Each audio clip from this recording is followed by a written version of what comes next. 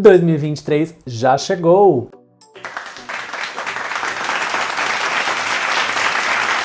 E com ele, provavelmente, também a sua listinha de metas para esse ano. Aquela lista que a gente sempre faz, falando que a gente vai emagrecer, a gente vai acordar mais cedo, ganhar mais dinheiro, se exercitar mais e aprender inglês. E aí você vai até a internet e começa a se perguntar: como eu vou fazer isso?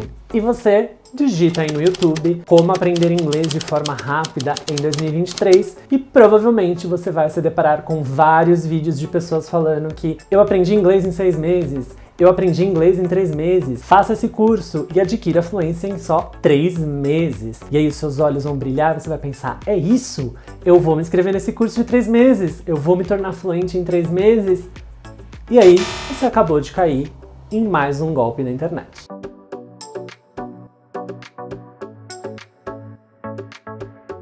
Olá pessoal, sejam bem-vindos ao Inglês com PH, eu sou o PH e no vídeo de hoje nós vamos discutir se é possível atingir a fluência em apenas 3 meses. Muitas escolas de inglês, muitos cursos, muitas pessoas famosas aí do ramo colocam esse tipo de anúncio para atrair público. Inglês em 6 meses, atinge a fluência em 3 meses, do zero à fluência em X semanas. E muita gente acaba caindo nesse tipo de coisa. Então vamos discutir, é possível ou não é possível atingir a fluência em 3 meses? O que você acha? Antes de dar minha resposta, eu vou pedir para você se inscrever nesse canal, dar o like no vídeo e compartilhar ele com o maior número de pessoas. Não se esquece, porque isso me ajuda muito. Bom, e agora vamos à grande questão. É possível ou não é? E a minha resposta é: depende. Depende do que, PH? Depende do que você chama de fluência e de onde você estava há 3 meses atrás. Ou onde essa pessoa aí que atingiu a fluência de forma astronômica estava há 3 meses atrás. Vamos supor que você tem um inglês básico. Você acha que em apenas 3 meses você vai conseguir ser fluente em um idioma? Essa é uma pergunta bem séria e eu quero que você reflita aí um pouquinho. Você acha que é possível atingir a fluência em um idioma? Agora, vamos supor que você tem um nível avançado e você só precisa se aprimorar em alguns pontos. Você acha que é possível atingir a fluência considerando esse cenário? Talvez sim. Então aí entra um ponto-chave nessa discussão.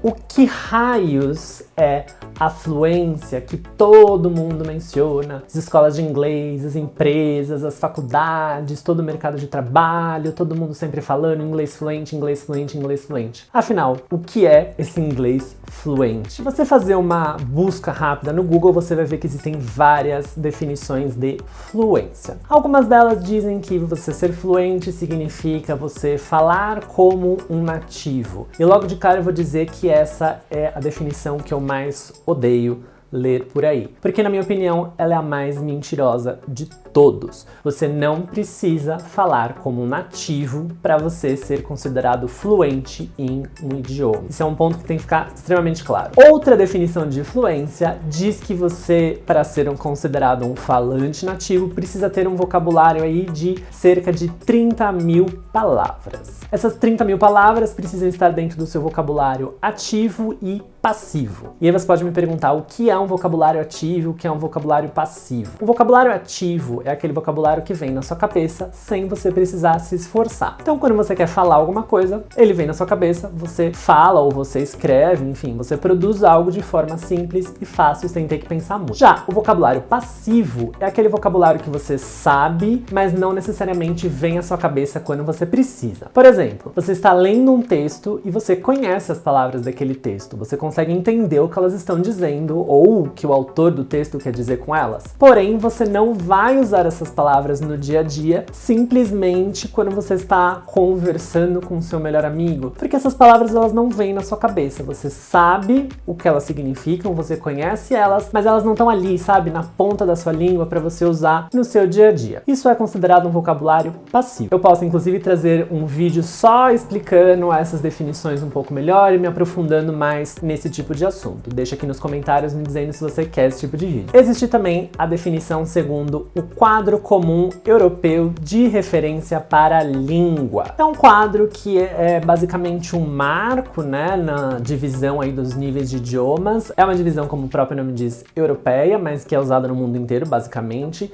que divide o nível de conhecimento de um idioma em 6 níveis diferentes, que vão desde o A1 até o C2. Então, A1, A2, B1, B2, C1, C2. Eu não vou entrar aqui em muitos detalhes sobre isso, eu pretendo fazer um vídeo só explicando cada uma dessas categorizações mais pra frente, então aqui eu vou apenas pegar a definição que eles colocam como que seria a fluência, segundo esse marco. Para eles, então, segundo esse quadro, a fluência seria os níveis C1 e C2, que são conhecidos como a proficiência na língua. E aí pode ser a língua qualquer uma que você quer falar, inglês, francês, espanhol, alemão, enfim, qualquer idioma. Segundo essa tabela aí de referências, um falante para ser considerado fluente tem que conseguir se comunicar em situações complexas. Ele deve ser capaz de ler textos complexos, entender os significados das entrelinhas e se comunicar sem qualquer dificuldade em situações que vão desde simples do dia a dia até situações mais complexas, sejam elas em âmbito profissional, estudantil ou pessoal. Então, como você pode ver, existem várias definições para o que é a fluência em inglês. E aqui eu vou abrir um pequeno parênteses para dizer o que eu acho sobre tudo isso. A fluência em inglês é um assunto que diz respeito a cada um de nós. A primeira coisa que eu acho que a gente tem que sempre pensar é: fluência significa falar com fluidez. Então, para mim, sempre que a gente consegue ter uma conversa em inglês, nós podemos dizer que nós somos fluentes, e quanto mais essa conversa flui sem qualquer problema, obstáculo ou sofrimento, mais fluente a pessoa é. Um ponto aqui que é sempre importante a gente pensar é: você é fluente em todo e qualquer tipo de situação? Vamos pensar no português, que é a língua nativa de todos nós e que todos nós somos fluentes em português. Nós podemos nos virar em qualquer situação do dia a dia em português, certo? Agora eu te pergunto uma coisa: quando você vê uma série médica, você entende 100% do que está sendo dito ali? Se você pegar hoje um livro de medicina ou um livro de odontologia, você vai entender 100% do vocabulário que está escrito ali? Mais ou menos, mais ou menos, mais ou menos. Da mesma forma, se você pegar hoje um livro sobre mecânica aeroespacial, você vai conseguir entender 100% do que está escrito ali? Provavelmente não. Provavelmente você não tem todo esse vocabulário, você não vai conhecer várias palavras e expressões que estão sendo utilizadas ali. Porém, isso não significa que você não é fluente em português. E aí está a chave do sucesso. Quanto maior o seu grau de familiaridade com algum tipo de vocabulário, com algum tipo de assunto, mais fluente você será. Isso significa que, se eu sou uma pessoa que gosta muito de esportes, por exemplo, eu gosto de esportes, eu vejo muito esportes, material de esportes, eu consumo muito conteúdo sobre esportes. Logo, o meu vocabulário e o meu entendimento relacionado a esportes é bem maior do que alguém que não consome. Da mesma forma que um médico tem muito mais fluência em termos de medicina do que eu, que sou simplesmente um professor de inglês. E é por isso que eu digo que a fluência também depende das suas afinidades com o assunto que está sendo abordado. Às vezes em inglês a gente tem uma grande facilidade para falar sobre o nosso dia a dia, para falar sobre os nossos hábitos, ou para falar de coisas que a gente gosta. Mas, por exemplo, você pode não ter tanta afinidade ou tanta facilidade para falar sobre política, para falar sobre economia, para falar sobre medicina, para falar sobre botânica, por exemplo. Eu basicamente conheço pouquíssimas plantas, isso em português e em qualquer outro idioma, então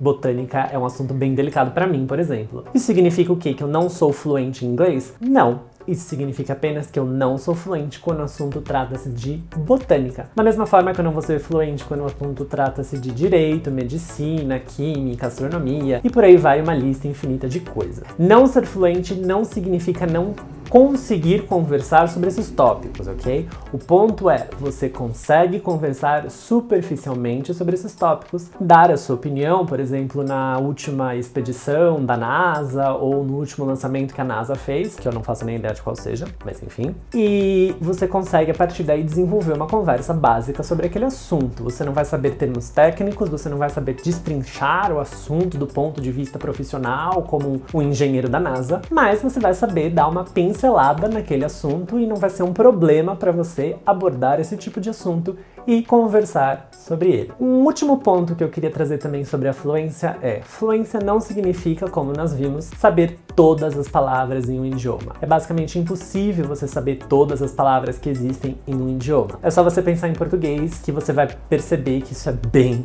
difícil. E não é diferente com inglês, com espanhol, com francês, com alemão, italiano e todas as outras línguas. Nós nunca vamos saber todas as palavras em um idioma. Nativos não sabem, não nativos não sabem, eu acho que nem os criadores do dicionário vão saber todas as palavras que contém ali, até porque existem palavras que já são antigas, né, que a gente já não usa mais no nosso dia a dia. Então, não se cobre. Você não precisa saber todas as palavras em inglês para você ser fluente. Você só precisa saber explicar as coisas quando você não conseguir chegar até aquela palavra que você quer usar. Por exemplo, você não sabe como é prego em inglês, mas você consegue descrever que ele é um objeto metálico que a gente usa para prender um objeto no outro, ou que a gente bate com um martelo nele. Enfim, a gente consegue descrever o que é um prego para a pessoa, ela vai entender, e aí a gente ainda vai conseguir aprender uma palavra nova que a gente nunca usou, nunca precisou saber ou não tem familiaridade. Por isso é fundamental que você entenda qual é o nível de fluência que você quer ter em 2023 e o quanto de tempo você vai dedicar para alcançar esse nível de fluência. Eu inclusive vou deixar aqui linkado no vídeo e também aqui embaixo na descrição